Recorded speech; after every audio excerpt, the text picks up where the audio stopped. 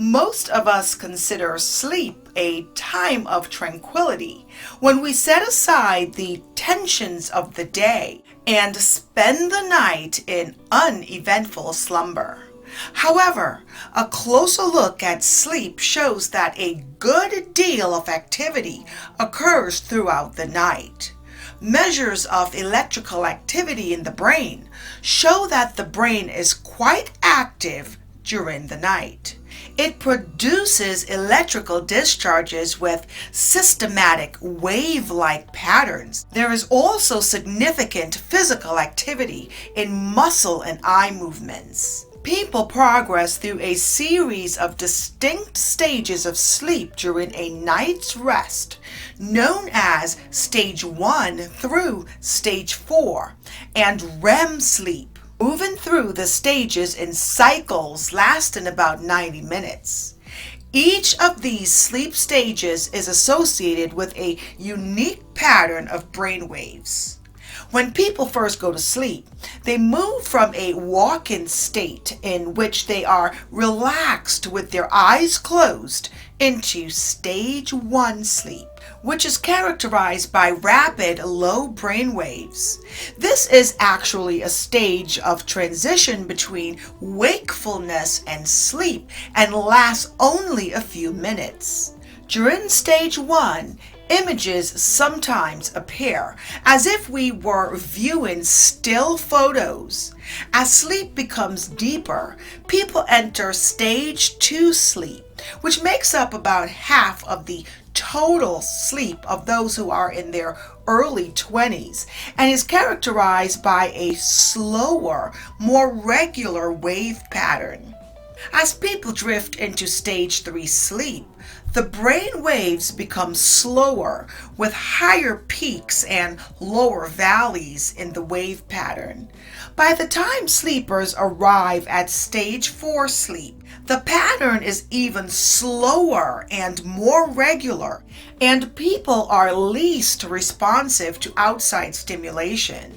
Stage 4 sleep is most likely to occur during the early part of the night. In the first half of the night, sleep is dominated by Stages 3 and 4. The second half is characterized by Stages 1 and 2, as well as a fifth stage during which dreams occur. Now, let's talk about Rem sleep. Several times a night, when sleepers have cycled back to their shallower state of sleep, something curious happens. Their heart rate increases and becomes irregular. Their blood pressure rises, and their breathing rate increases. Most characteristic of this period is the back and forth movement of the eye, as if they were watching an action-filled movie. This period of sleep is called rapid eye movement, or REM sleep, or REM sleep, and it contracts with stages 1 through 4, which are collectively labeled non-REM or NREM sleep. REM sleep occupies a little more than 20% of adults' total sleeping time. While all this is occurring, the major muscles of the body appear to be paralyzed. In addition, and most important, REM sleep is usually accompanied by dreams, which, whether or not people remember them, are experienced by everyone during some part of their night's sleep. Although some dreaming occurs in non-REM stages of sleep, dreams are most likely to occur in REM period. REM-deprived sleepers spend significantly more time in REM sleep than they normally would. In addition, REM sleep may play a role in learning and memory, allowing us to rethink and restore information and emotional experiences that we've had during the day.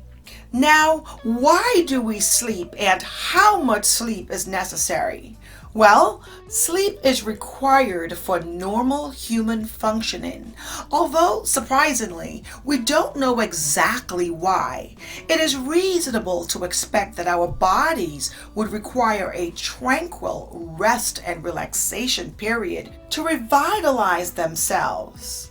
One explanation, based on an evolutionary perspective, suggests that sleep permitted by our ancestors to conserve energy at night, a time when food was relatively hard to come by. A second explanation for why we sleep is that sleep restores and replenishes our brains and bodies. Finally, sleep may be essential because it assists physical growth and brain development in children. For example, the release of growth hormones is associated with deep sleep. Let's talk about sleep deprivation and sleep disorders. Today, more than ever, our sleep patterns leave us not only sleepy, but drained of energy and feelings of well-being. This tiredness tendency has grown so steadily that some researchers have labeled current times the Great Sleep Recession. After a succession of 5-hour nights, we accumulate a sleep debt that cannot be satisfied by one long sleep. The brain keeps an accurate count of sleep debt for at least 2 weeks. Sleep commands roughly 1/3 of our lives, some 25 years on average. Now let us review sleep disorders. We will cover insomnia, narcolepsy, sleep apnea, and night terrors. So, insomnia is the reoccurring problems in falling or staying asleep. Again, insomnia is the reoccurring problems in falling or staying asleep. Narcolepsy is a sleep disorder characterized by uncontrollable sleep attacks. The sufferer may lapse directly into Rem sleep, often at inappropriate times. Sleep apnea is a sleep disorder characterized by temporary cessations of breathing during sleep and repeated momentary awakening. Yes, temporary cessations mean that the person actually stops breathing while they're asleep and then wake up and start breathing again. Night terrors is a sleep disorder characterized by high arousal and an appearance of being terrified. Unlike nightmares, night terrors occur during non-REM 3 sleep within 2 or 3 hours of falling asleep and are seldom remembered. Here are some natural ways to help with falling asleep. Exercise regularly, but not in the late evening. Late afternoon is best. Avoid caffeine after early afternoon and avoid food and drink near bedtime. The exception would be a glass of milk, which provides raw materials and the manufacture of serotonin, a neurotransmitter that facilitates sleep.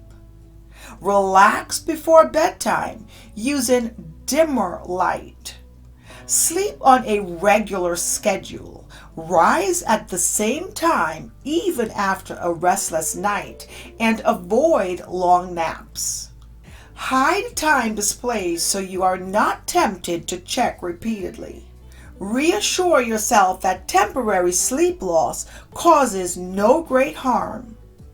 Focus your mind on non-arousing, engaging thoughts such as song lyrics or vacation travel.